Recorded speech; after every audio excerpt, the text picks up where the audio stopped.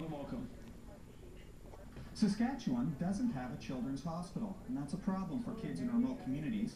So Saskatchewan's Aboriginal radio broadcaster decided to change that.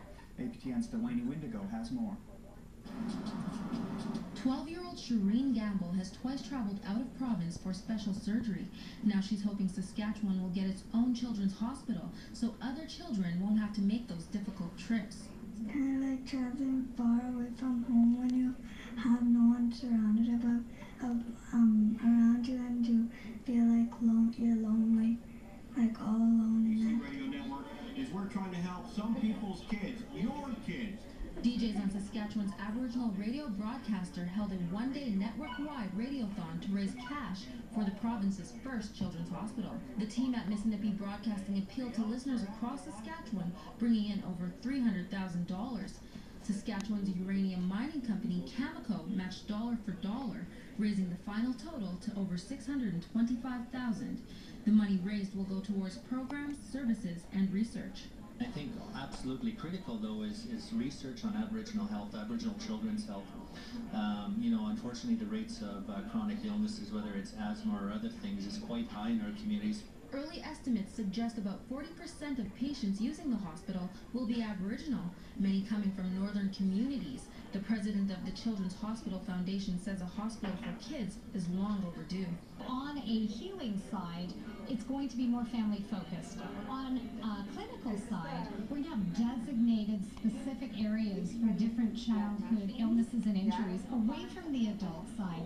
The chief of the Lac La Ronge Indian Band says there's a real need for a children's hospital, and the band and their businesses pledged to donate over $100,000. Just having family support when you're going through a difficult time, it means lots, and it helps even the children as they're healing. Carrie Sutherland agrees. She's traveled to Vancouver for 2 of her daughter's surgeries, and she admits it's been tough on her family. Awful, because I had to leave my other kids behind, and this last time we were there for 3 weeks, and then we've been flying back and forth every couple months for follow-up appointments.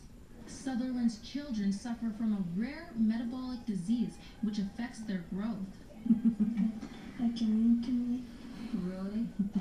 And I had to pull on their leg just to ask them a question. Shireen says she's excited that she'll finally be able to be surrounded by family when the new hospital is built. I don't have to travel far to get surgery or anything. Could just come to Saskatoon and get surgery. Shireen's 8-year-old brother Garrett has the same illness, and when his sister leaves for surgery, he says it's hard on him too. Because I got sad about her. Aw, why were you sad? Because she had to get surgery on her neck. With construction for the Children's Hospital underway, it will make all the difference for kids like Shireen and Garrett, who can now be closer to friends and family as they work to get better. Delaney Windigo, APTN National News, Saskatoon.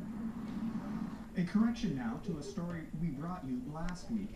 On Friday, we Shoo. reported that the federal government will be funding the Gman. Our Youth Coming Home What was on TV? organization in Winnipeg. We also said the federal government was spending